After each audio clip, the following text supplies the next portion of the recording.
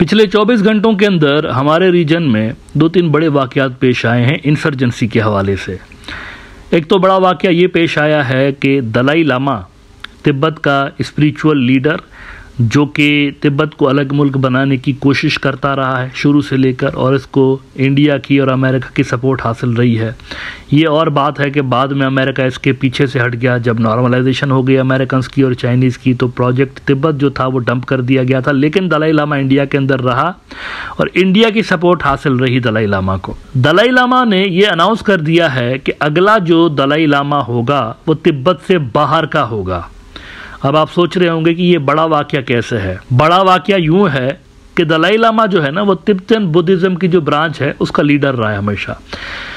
सदियों से लेकर दलाई लामा जितने भी पैदा हुए हैं उनके लिए ये कंडीशन होती है कि दलाई लामा ने तिब्बत से ही पैदा होना, ये कंडीशन होती है। लेकिन ये वाला दलाई लामा पहला ऐसा दलाई लामा है जिसने ये कहा है कि अगला जो दलाई लामा होगा, री इनकारनेशन बोलते हैं, यानी दलाई लामा जो है वो कहते हैं मरता नहीं है, बस दूसरा जिस्म एडॉप्ट करता है। तो इस दलाई लामा ने कहा कि मैं दोबारा जो पैदा होऊंगा वो तिब्बत से बाहर से पैदा होऊंगा।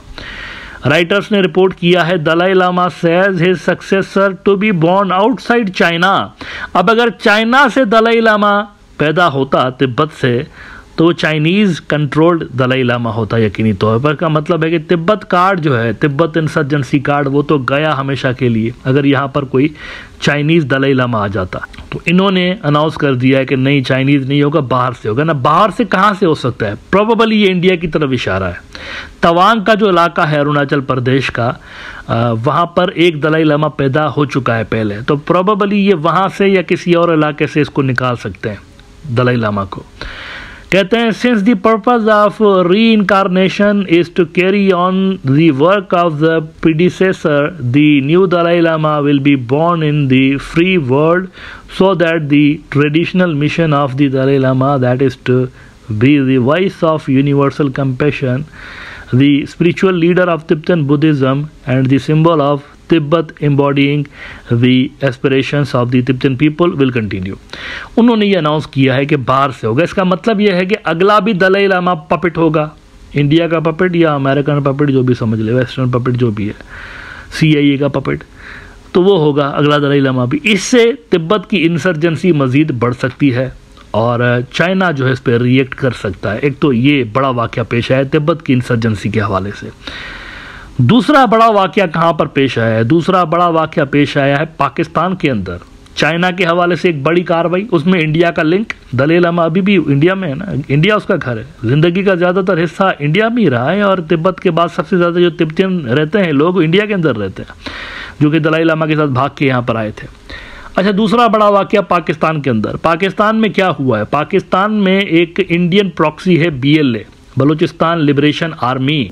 अब ये जो इंडियन प्रॉक्सी है, वैसे तो इनको इंडिया के अलावा बाकी भी जो फोर्सेस हैं, वैसे रीजन के बाहर की फोर्सेस, उनकी भी हिमायत हासिल रही है। कुछ फोर्सेस ऐसी हैं जो कि इंडियन नहीं है, लेकिन उनकी भी इनको हिमायत हासिल रही है, मेनली इंडिया की।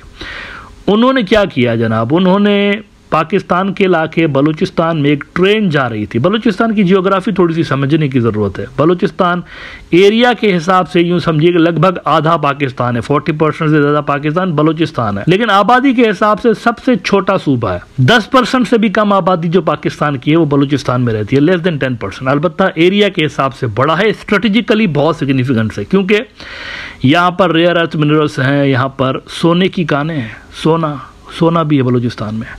यहाँ पर गैस बहुत बड़ी तादाद में मौजूद है। पाकिस्तान में ऐसे सिलेंडर वाली गैस बहुत कम है, आधे से ज़्यादा पाकिस्तान वो गैस यूज़ करता है। कनेक्शंस लोगों के पास है, गैस कंपनी है, उनके घरों तक पाइप लगे हुए हैं गवर्नमेंट के, और डायरेक्ट गैस आता है, सिलेंडर नहीं भरवाना पड़ता। जैसे आप इंडिया में या बांग्लादेश में भी देखते हैं, घरों में जो गैस लोग चलाते हैं तो सिलेंडर होता है उसमें।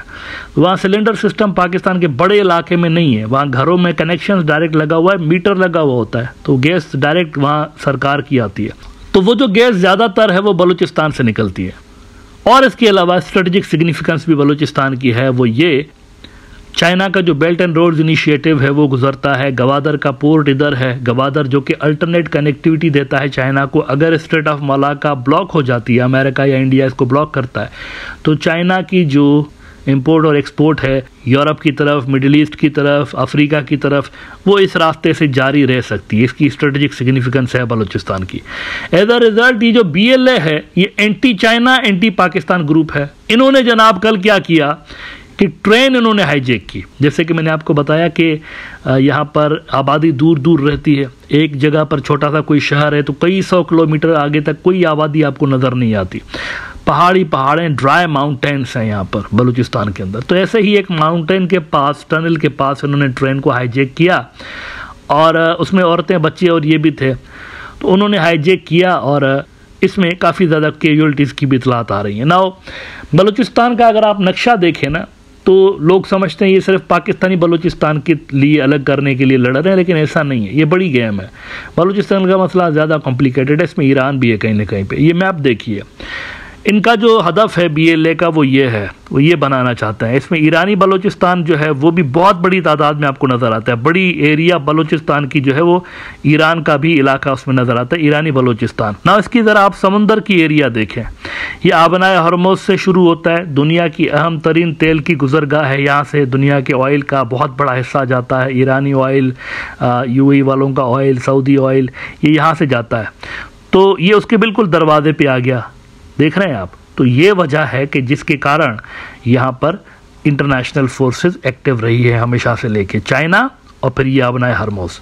तो BLA जो है ना, it's not just an ordinary insurgent group, ये काफ़ी डीप रूट्स रखता है। 70s से लेकर वैसे तो इंसर्जेंसी शुरू है वहाँ पर पाकिस्तान के इस इलाके के अंदर, लेकिन ये इंसर्जेंसी इस तरह से रही है कि कभी ये बहुत ज़्यादा तेज़ हो जाती है, कभी ये ज़ीरो पे आ जाती है, ग्राउंड पे आ जाती है। इस तरह से इसकी हिस्ट्री रही है। कभी ये काफ़ी हाई हो जाती है, बहुत ज़्यादा अटैक्स होने लगते हैं इस तरह के, कभी ये बिल्कुल ज़ीरो हो जाती है ग्राउंड पे। ऑपरेशन कोई लॉन्च होता है, इसके नतीजे में कार्रवाइयाँ कम हो जाती हैं, फिर दोबारा से कुछ सालों के बाद ये तेज़ होना शुरू हो जाती हैं। आई नो कि इन दिनों इंडियन मीडिया के अंदर आप देख रहे हैं उनके जो मिलिट्री के लोग हैं वो इस तरह की बकबक झिझक करते हुए नज़र आते हैं कि बस वो ख़त्म हो गया, अलग होने वाला है, बिल्कुल आज़ादी का ऐलान करने वाला है। लेकिन इस बात के कितने चांसेस हैं कि Balochistan is going to be a separate country? Realistic होकर देखें तो चांसेस 0.00000 जितने जीरो लगा सकते हैं इतने चांस हैं।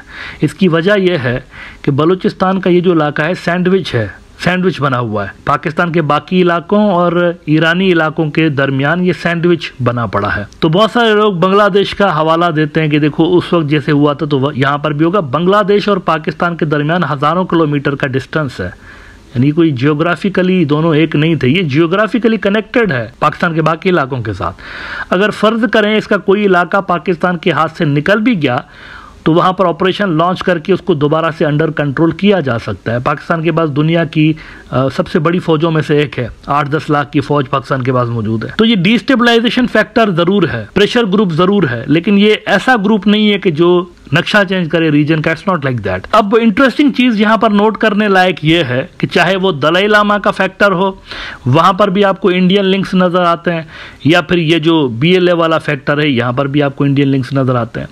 इस तरह की जो कार्रवाइयाँ हैं, इस तरह की जो हरकतें हैं, इन्हीं की वजह से रिसेंटली हमने देखा है कि पाकिस्तान और चाइना के दरमियान ज़्यादा मिलिट्री इंटरऑपरेबिलिटी पैदा हुई है। इंडिया का आर्मी चीफ खुद बयान देता हुआ नज़र आया 2-4 रोज़ पहले कि वर्चुअल डोमेन में 100% कोऑपरेशन दोनों के दरमियान मौजूद है। 100%। अब 100% कोऑपरेशन का मतलब यह है कि अनलिमिटेड सपोर्ट। और फिजिकल डोमेन में भी उन्होंने कहा कि दोनों मुल्क जो है वो बहुत ज़्यादा एक दूसरे के ऊपर रिलाय करते हैं फिजिकल डोमेन में भी, यानी चाइनीज़ और पाकिस्तान की जो मिलिट्री इंटरऑपरेबिलिटी है वो फिजिकल डोमेन में भी काफ़ी ज़्यादा यहाँ पर नज़र आती है, उन्होंने कहा। तो ये क्यों हुई है ऐसा? यानी इनकी दोस्ती तो 1940 से लेकर है, जब से लेकर पाकिस्तान बना है और चाइना बना है। चाइना जो बना था तो सबसे पहले उसको पाकिस्तान ने एक्सेप्ट किया था, 1 साल बाद बना था पाकिस्तान के। आज़ादी उसको 1 साल बाद हुई थी। 1947 में पाकिस्तान बना है, 1948 में चाइना बना है। तो ये तो तब से लेकर दोस्त हैं। तो इतनी ज़्यादा मिलिट्री इंटरऑपरेबिलिटी अब क्यों डेवलप हुई है रिसेंट ईयर्स में? इसकी वजह यह है, असल में बहुत सारे लोग खड़े होकर तालियां बजा रहे हैं हिंदुत्व के गुंडे में, देख रहा हूँ सोशल मीडिया पे, कमाल कर दिया नरेंद्र मोदी ने ट्रेन हाईजैक करवा ली। लेकिन उनको ये समझ में नहीं आ रहा कि इस तरह की जो हरकतें हैं, उधर से दलाई लामा को वो पुश कर रहे हैं और इधर से ये कर रहे हैं, इस तरह की हरकतों से दोनों जो मुल्क हैं चाइनीज़ और पाकिस्तानी इंडिया को कॉमन थ्रेट समझने लगे हैं। और इन्होंने अगर ऑल आउट होने का फैसला कर लिया, जैसे कि इंडिया फैसला कर चुका है ना, बलूचिस्तान के अंदर ऑल आउट वो पाकिस्तान के खिलाफ खेल रहे हैं, अगर इन्होंने ऑल आउट खेलने का फैसला कर लिया नॉर्थ ईस्ट के अंदर या फिर बाकी के इंडिया के अंदर बेशुमार इंसर्जेंट ग्रुप्स हैं, उनकी सपोर्ट में अगर ये भी ऑल आउट आ गए तो क्या इंडिया के पास इतनी कैपेबिलिटी है कि वो रेजिस्ट कर पाएगा इन दोनों फोर्सेस को? ये एक सोचने की बात है। इस सवाल पे बहरहाल ज़रूर इंडिया की संजीदा जो सेक्शंस हैं उनको सोचना चाहिए कि क्या ये नरेंद्र मोदी की जो फ़िलहाल पॉलिसीज़ वो लेकर चल रहा है, क्या वो नियर फ्यूचर में प्रोडक्टिव होंगी या नॉन प्रोडक्टिव होंगी।